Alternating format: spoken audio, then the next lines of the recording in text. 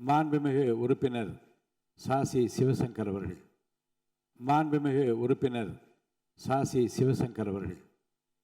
தமிழ்த்தாய் வாழ்த்தை முதலில் பாட வேண்டும், அவை நிறைவின் போதுதான் தேசிய கீதம் பாட வேண்டும் என்கின்ற மரபு தமிழ்நாட்டிலே கடைபிடிக்கப்பட்டு வருவது.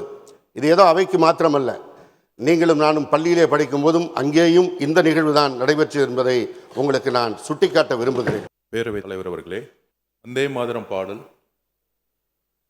இதற்கு முன்பு முதலமைச்சராக இருந்த திராவிட முன்னேற்றக் கழகத்தின் தலைவரும் ஐயா மு.க. ஸ்டாலின் அவர்கள் இருந்தபொழுது உயர்நீதிமன்றத்தில் பதவியேற்பு விழாவில் ரீசண்டாக வந்த சர்க்குலர், ஹோம் மினிஸ்டருடைய சர்க்குலர் படி வந்தே மாதரம் பாடல் முதல் முறையாக பாடப்பட்டது.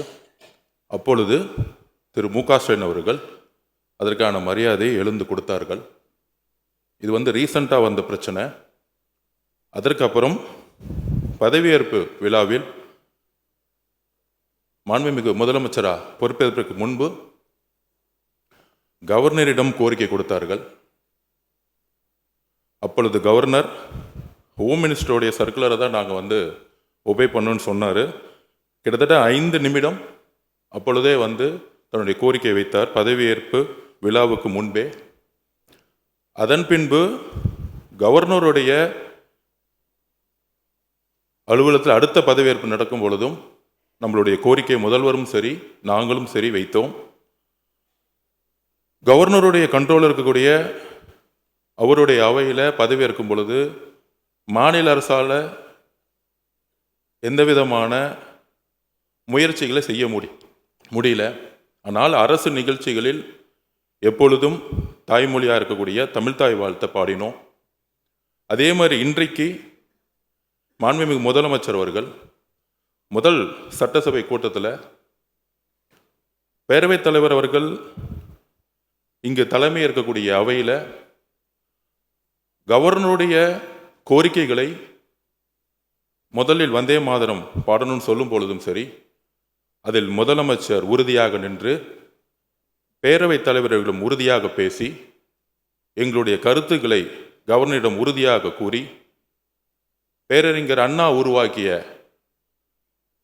மாநில கொள்கையில் அந்த கொள்கையில் உறுதியாக இருந்து இன்றைக்கு 3-4 வருடங்களாக கவர்னர் முன்பு கவர்னரோட சண்டை போட்டு வெளிநடப்பு பண்ணுறது ஒரு டிப்ளமசி கிடையாது.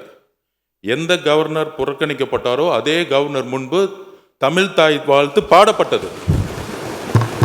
இதுதான் தமிழ்நாட்டில் புதிய தலைமையின் எங்களுடைய முதலமைச்சருடைய மெசேஜ். நாங்கள் எப்பொழுதும் மாநில கொள்கையில் உறுதியாக இருப்போம். அது கவர்னராக இருந்தாலும் சரி, டெல்லியோட தலைமைகளாக இருந்தாலும் சரி, எங்களுடைய மாநில உரிமையை ஸ்டேட் அட்டானமின்னு சொல்லக்கூடிய அறிஞர் அண்ணாவுடைய கொள்கையில் நாங்கள் எப்பொழுதும் உறுதியாக இருப்போம் என்பதை பதிவு செய்து 4 வருடங்கள் கழித்து முதல் முறையாக அதை நடைமுறைப்படுத்துவது எங்களுடைய மாண்புமிகு முதலமைச்சர் அவர்கள். ஒரு சண்டை போட்டு வெளிநடப்பு பண்றதில்லை. அதே கவர்னரை தமிழ்த்தாய் வாழ்த்தை முதல்ல பாட வச்சு நிற்க வச்சு மரியாதை கொடுத்து தமிழக மக்களுடைய உரிமையை நிலைநாட்டியது இந்த அவையில். அதனால இதை திராவிட முன்னேற்ற கழகத்துடைய தோழர்கள், உங்களுடைய கொள்கையும் எங்களுடைய கொள்கையும் அண்ணாவுடைய கொள்கையும் தான். இதில் எந்த விதமான கருத்து வேறுபாடும் கிடையாது. இதில் நம்ம கிட்ட எந்த விதமான வேறுபாடும் கிடையாதுங்களை நம்முடைய சகோதரர்களுடைய சட்டமன்ற உறுப்பினர்கிட்ட பதிவு பண்ணிக்கிறோம். அதில் நாங்கள் எப்பொழுதும் எங்கள் உயிரை விட உறுதியாக நாங்கள் இருப்போங்கிறதை பதிவு பண்ணிக்கிறோம்.